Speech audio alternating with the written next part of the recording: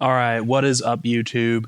So, a couple weeks ago, there was some discourse on Twitter about the prospect of Namek Saga for Anniversary. Now, I'm personally very much into this idea. I think it's like the most significant moment in all of Dragon Ball, probably. It's like, what do I even say? I feel stupid even talking about it because it's just like you all know what Namek is and how important it is. But a couple weeks ago, there was a tweet from Annie, and here's what it said. Namek would be the worst selling anniversary, and it would not even be funny. People gas up Namek, but Worldwide Download Celebration 2021 performed poorly. Zeed and Annie, they're no strangers to making questionable takes about Namek Saga and big celebrations. I know Zeed really likes Namek Saga. I'm not trying to call that into question, but they've had some interesting takes about it, like doing well or being a successful celebration. So these kind of blew up and a lot of stuff happened with it, so I just want to go over the stuff what happened. So first, let's take a look at what these guys mean when they say Namek Saga Worldwide Download Celebration performed poorly. So, I believe these figures here are in the 100 million yen. 2019 made 5 billion yen. 2018 made 4.4 billion yen. The Namek Saga 2021 one made 3 billion. 2022 made 4.5 billion, and 2023 made 4.7 billion. So, this is what I want to break this down. They're looking at these sales figures and they're saying, okay, well, Namek Saga performed by far the worst money-wise, so it isn't the it wouldn't do good if they did it again, is basically what they're saying. Let's look at 2022 as an example. The big headliners for that celebration were Super Saiyan Goku and Final Form Cooler. Zeed and Annie are saying here that the sales figures don't lie, and that Namek Saga just isn't hype enough for a big Annie headliner if we go by the sales figures here. So let's go by the sales figures.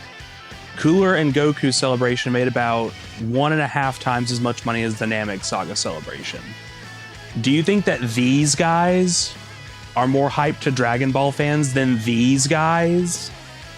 Like, sure, the Cooler Worldwide Celebration made more money. But are we going to sit here and just chalk all that up to character choice and ignore all the outside factors? First, let's consider that Worldwide Celebration that year was during the peak financial impact of COVID-19. Let's look at some other tweets of what people had to say about this kind of skewed comparison. So, Noxie, Janimbu's strongest warrior, says, "Hey Zeed, can you explain what might have happened in late 2020, early 2021 that could have maybe slightly been a factor for poor sales? I'll give you a hint. It was the start of a fucking worldwide pandemic where most people had to either lose their job or take extensive work leaves." And I mean, yeah, I'm kind of inclined to agree with that. Like I mentioned, 2021 was the year Dokkan was hit hardest by people's financial troubles during COVID. Some didn't like that argument, like Elhanan here. He said, then it would have been these two celebrations that would have suffered, not the 2021 Worldwide Download Celebration, which was around the end of it for Japan.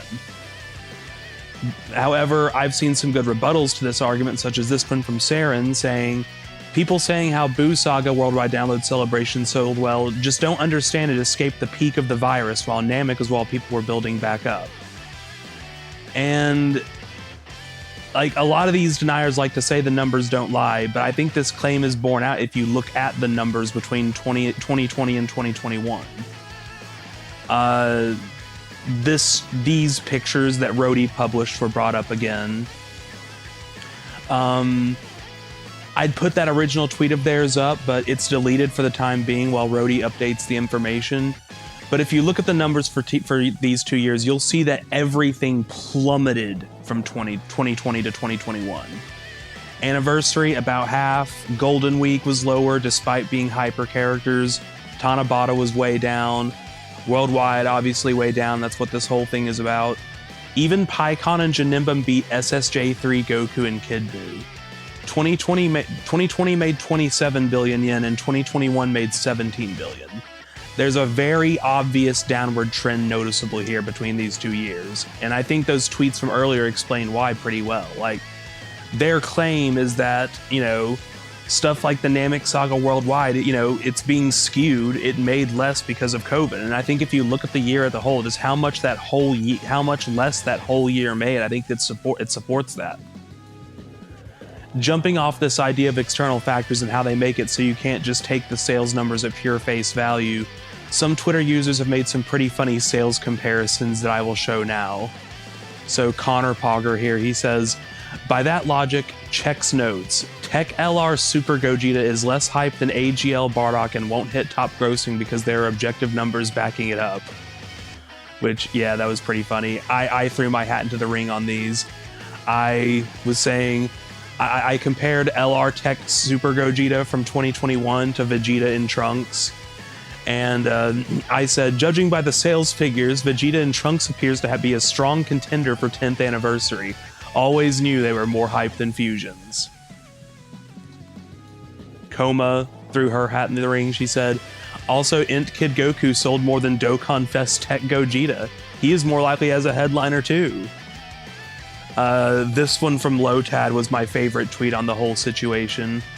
He just had Kid Goku in Super 17 greater than Int Gogeta, Super Saiyan 4 Gogeta. His sales are so useful for finding out who's hype.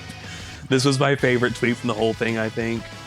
Another little note for this, Kid Goku is actually the best-selling monthly Dokkan Fest of all time.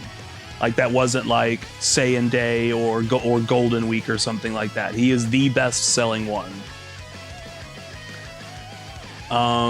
Scarecrow says, Giga Chad LR Omega is more hype on global than Super Saiyan 2 Gohan or the Android 13 SSJ trio.